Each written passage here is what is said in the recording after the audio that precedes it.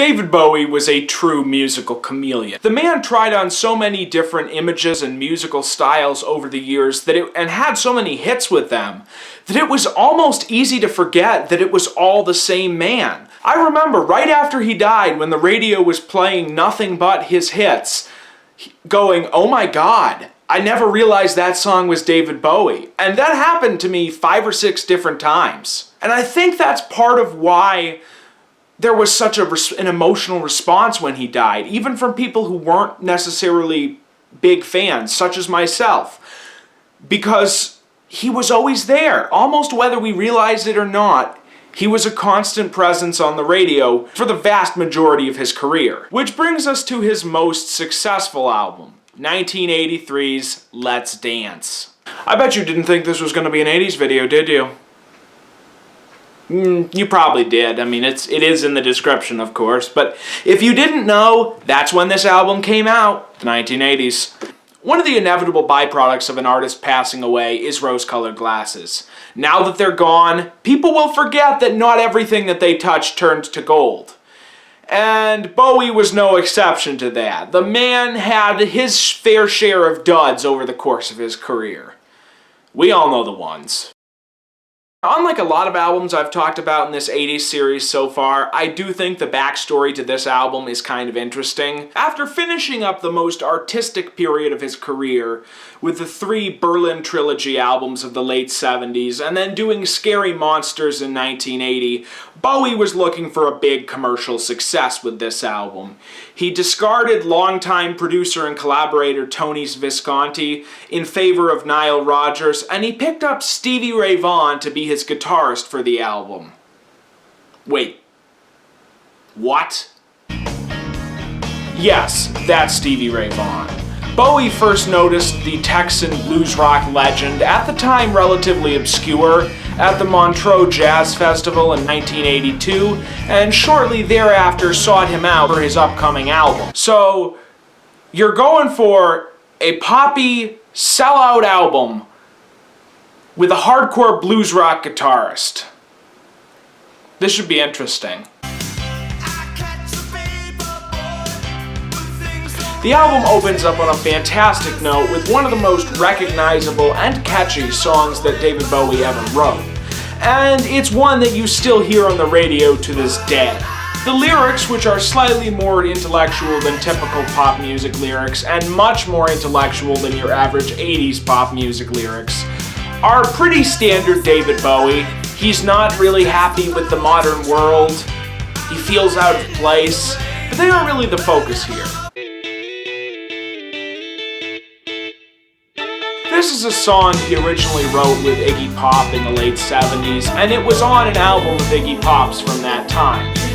Bowie's version of it is good, however, although there are some lyrics that really make me wonder. Visions of swastikas in my head, plans for everyone. It's in the way of my eyes.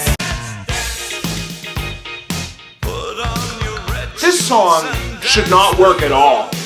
A 7.5-minute pop song that is basically just a repetitive groove and a chorus that they only do twice. But somehow it works. And I think that's mostly because that groove is catchy as hell. And the solos from the sax and the guitar are amazing.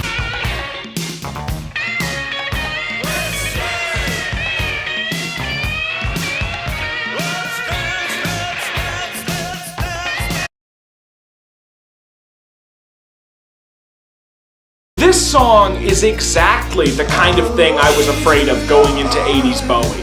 It's got some cool guitar, but that's about the only thing that this song has going for it.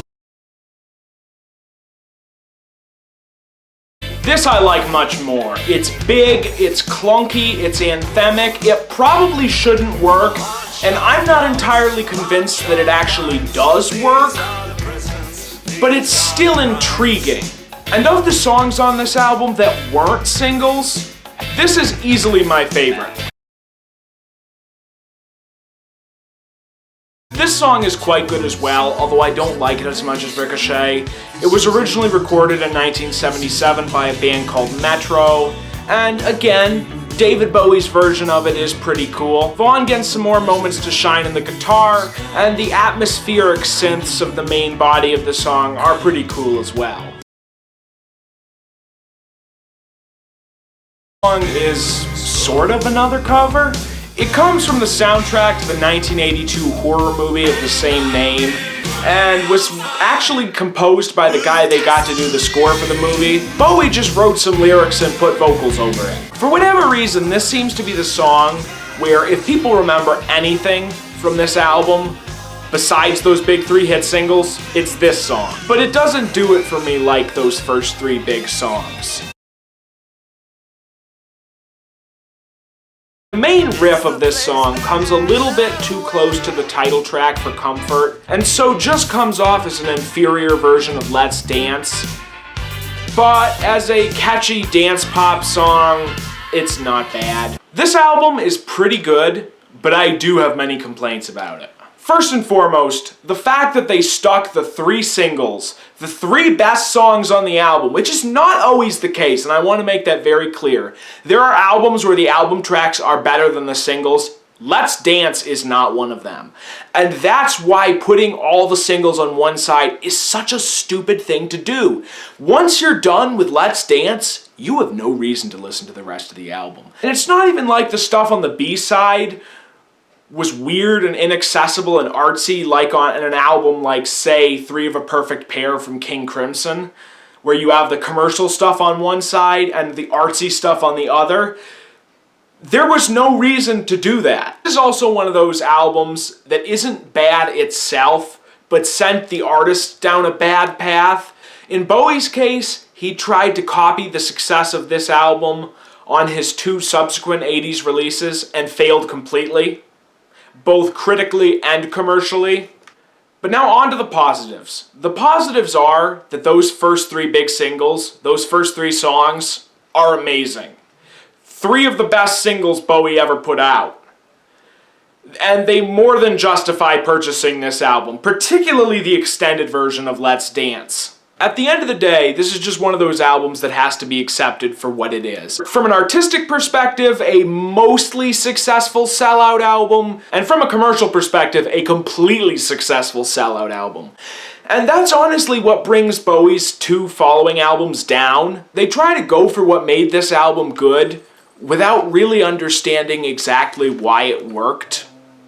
And it's kind of hard to tell what makes this album work. But something definitely does, which is why overall I do recommend this album. If you are a fan of David Bowie, this album is definitely worth picking up, but maybe after you've bought all of his 70s albums already.